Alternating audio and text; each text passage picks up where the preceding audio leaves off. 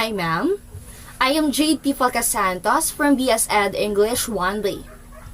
So for today, I will discuss first the outstanding contribution of the following in linguistics, which is given in Module 7. So first is Aristotle. Aristotle, he made pioneering contributions to all fields of philosophy and science. He invented the field of formal logic, and he identified various scientific disciplines and explored their relationships to each other. And next is Robert Lott.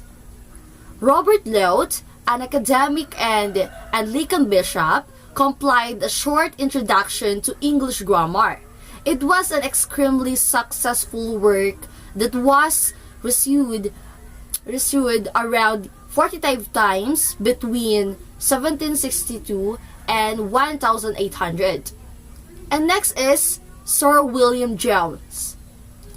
Sir William Jones, in his 1786 presidential discourse to the Asiatic Society, he postulated the common ancestry of Sanskrit, Latin, and Greek, his findings providing the emiotic or impetus for the development of comparative linguistics in early 19th century.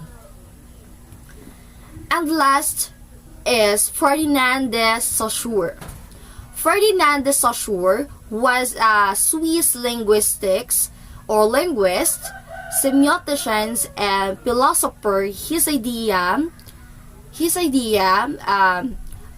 Indonesian for many significant development in both linguistics and semiotics in the 20th century.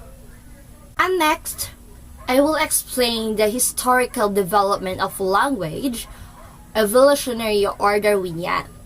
So, evolutionary or Darwinian linguistics is a sociobiological approach to the study of language.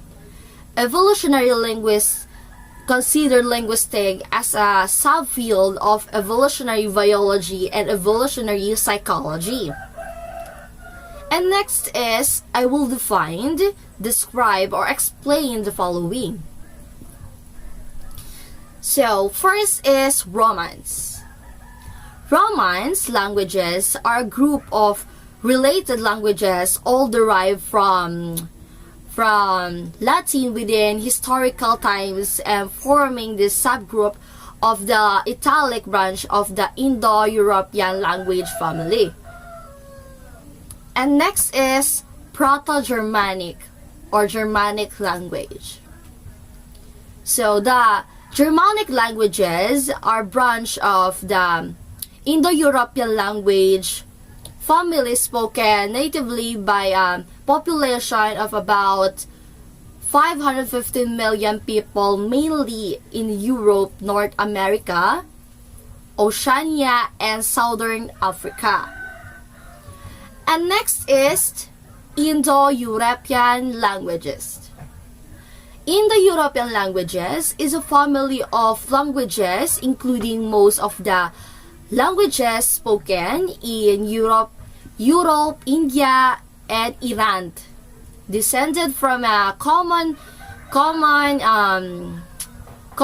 Fingu spoken in the 3rd millennium BC by agricultural people originating in southeastern Europe. So next is Sino-Tibetan languages. Sino-Tibetan languages, group of languages that includes both the Chinese and the Tibeto-Burman languages. And next is, I will explain the following, which is the first is Grimm's Law. Grimm's Law defines the relationships between certain stop consonants in Germanic languages and their originals in Indo-European. So next is Great Vowel Shift.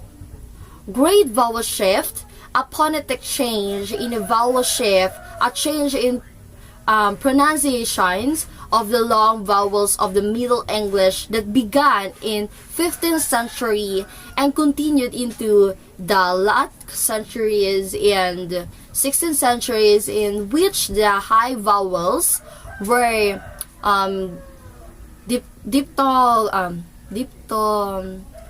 dipto, guys, the other vowels were raised. And next is, I will discuss the history of English language, which is first is Old English. Old English, also called Anglo-Saxon, language spoken and written in England before 11. It is the ancestor of Middle English and Modern English. And next is Middle English. Middle English, a period of roughly 300 years from around 1150 century to around 1450, is difficult to identify because it is a time of transition between two eras that each have stronger definition, Old English and Modern English. And next, Modern English. Modern English is the form of the English language spoken since the Greek vowel shift in England, which began in the late 14th centuries and was completed in roughly 1550. And next is Early Modern English. Early Modern English steps were taken towards Standard English, and this was also the time when Shakespeare wrote, but these perspectives are only parts of the bigger picture. And next is Last Modern English. Late Modern English is the first in the history of English for which an presidential wealth of textual material exists. Using is increasingly sophisticated databases, the contribution in this volume explore grammatical usage from the period, specifically morphological and syntactic hinge in a broad context. That's all for the Module 7. Again, I am JP Falcasantos from BSEd English 1B. Thank you for watching.